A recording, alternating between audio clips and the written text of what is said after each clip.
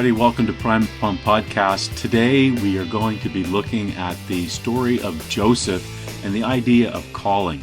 I got together earlier this week with Pastor Dave Morehouse from the Journey Church, and we had a good conversation around the life of Joseph and calling.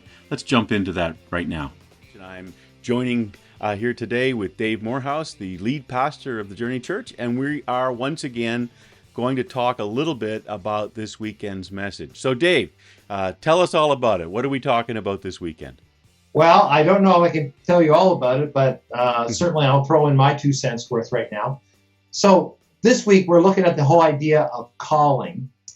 And actually, we've been following, obviously, the story of Jacob. In this instance, we're actually going to now look at one of his favorite sons, Joseph, which is, again, an extension of Jacob's family, obviously. It's the next generation.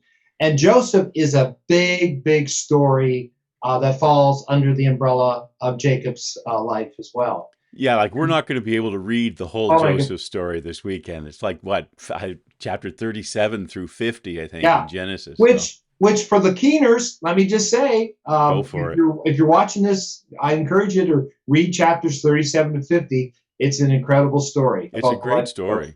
It is. So many dynamics. And absolutely. And the topic that we're going to be looking at today as we walk through this, the ordinary stuff of life, is how do we hear God's call in our life, where God is calling us to belong to Him, to live for Him, but also to do His work in His world. And as we think that through, we see that God's doing that in Joseph's life, right? That's what we're going to explore. It's true. And, one of the things we want to talk about is the complexity that happens in this story when Joseph's world is it changes overnight, right? We have him having a position of preference, right? He's his dad's favorite. He has his special jacket, which John Walton in his commentary says it's not a multicolored coat like the old translations used to have, but it's a long sleeved robe, which is basically the mark of management, not labor, right? So Joseph was given sort of a management position. He was seen as the favorite by his clothes, and he's thrown into a pit and sold into slavery, and his life goes from the preferred favorite one to being a slave in Egypt. And I mean, your whole world changed in such a big way that you don't even know how to do things anymore, because what used to work doesn't work anymore. And it kind of takes us back to, the whole beginning of our series, Lead Me, Lord, where we were talking about this liminal space, this gray zone that we're in.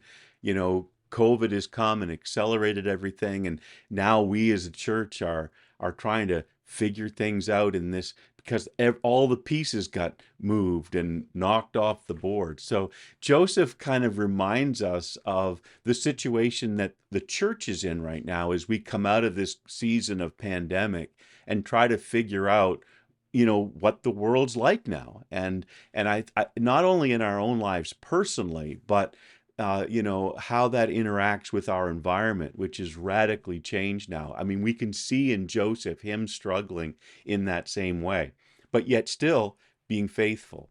Well, and what is incredible about this story that we're also going to explore is not just the sort of complexity, as you said, which there is profound complexity as we work out God's call in our life.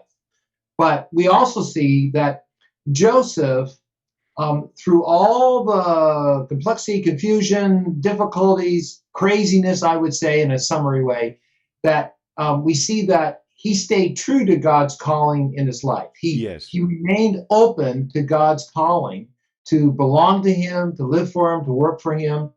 And because of that, there were tremendous consequences. Well, prison, right? Right. He got falsely accused by Potiphar's wife because he wouldn't sleep with her. She tried to entice him to sleep with him, and he refused. He even Well, calls her out and says, "Why would you have me do such an evil thing to my master?" Right? And of course, then she says that he tried to attack her, and he gets thrown in prison. well, and what I appreciate is that we have to understand that there are consequences like that at times, that they're very difficult consequences for us to follow God's calling. But then when we get to the end of the story, we see Joseph not just only through God working through him, saving the nation of Egypt from starvation because of a famine, but also saving the family of promise, his family. And as Joseph classically said in what we call the Genesis 50:20 verse, that, even though his brothers had done evil to him, he said, even though you intended to harm me or do evil, God intended it for good and Yes. used it for good. And I think that sometimes we have to have that 50/20 vision when it comes to following God's calling, because we think it's just all going to be up and to the right, or all the doors will open at once or whatnot. But we have to have that hope and trust that God is working out his purposes through our life, so that our calling, can help the many. Our calling isn't just about us feeling good about our calling. Our calling is meant to impact the world, to impact those around us, to serve the church, to impact God's kingdom. Thing over this whole series of Jacob's life that I've been reminded of is the need for God's mercy and grace, because this family has troubles, and guess what? Our families have troubles, and at the root of it, all the solutions of all the healing that happens in this story is a place of grace. We saw it with Esau.